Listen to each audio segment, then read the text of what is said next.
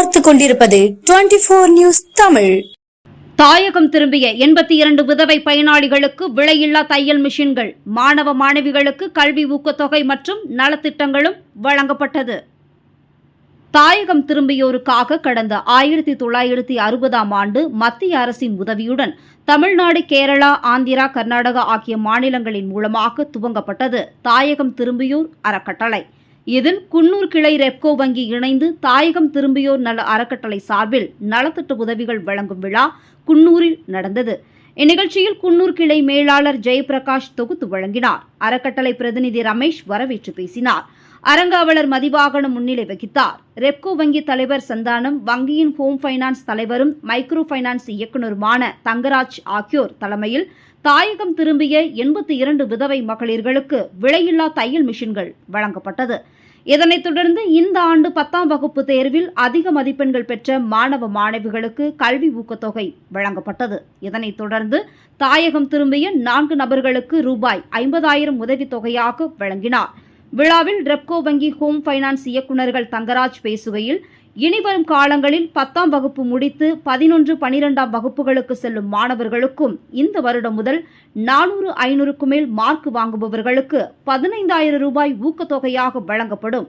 விழாவில் கிருஷ்ணகுமார், இன்னாசி உள்பட பலர் கலந்து கொண்டனர். மேலும் நீலகிரி சுற்றுவட்டார பகுதிகளைச் சேர்ந்த தாயகம் திரும்பிய விதவை தாய்மார்கள் அதிக அளவில் கலந்து கொண்டு தையல் மிஷின்கள் பெற்று சென்றனர் அப்படின்னாரு. அதனால இந்த வருஷத்துலேருந்து 10th முடிச்சோன்னா 11th படிக்கிறவங்களுக்கும் இந்த 400 மார்க் 500 மார்க் மேலே வாங்கினவங்களுக்கு அதே மாதிரி இவங்களுக்கு எப்படி கொடுக்குறோமோ அதே மாதிரி அவங்களுக்கும் அந்த ஊக்கத்தொகை கொடுக்குறோம். பாராட்டு பத்திரம் 11த்துக்கும் அதே மாதிரி 11th 12th படிக்கிறவங்களுக்கும் நம்ம 15,000 ரூபா 15,000 ரூபான்னு அமௌண்ட் வச்சு அதில் 15 பேரை செலக்ட் பண்ணி ரொம்ப ஏழையாக இருக்கவங்களுக்கு நம்ம கொடுக்கலான்னு இப்போ பண்ணியிருக்கோம். இதெல்லாம் எஜுகேஷனில் நம்ம கொண்டு வந்து இருக்கக்கூடிய மாற்றங்கள். இங்கே கூட நம்மளுடைய இனத்தின் மக்கள் வீட்டில் பெரும்பாலான வீட்டில் நம்ம தையல் மிஷின் இருக்கோம்.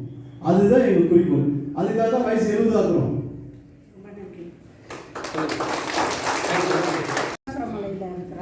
என் வீட்டுக்கார் இறந்து 7 வருஷம் ஆயிடுச்சு.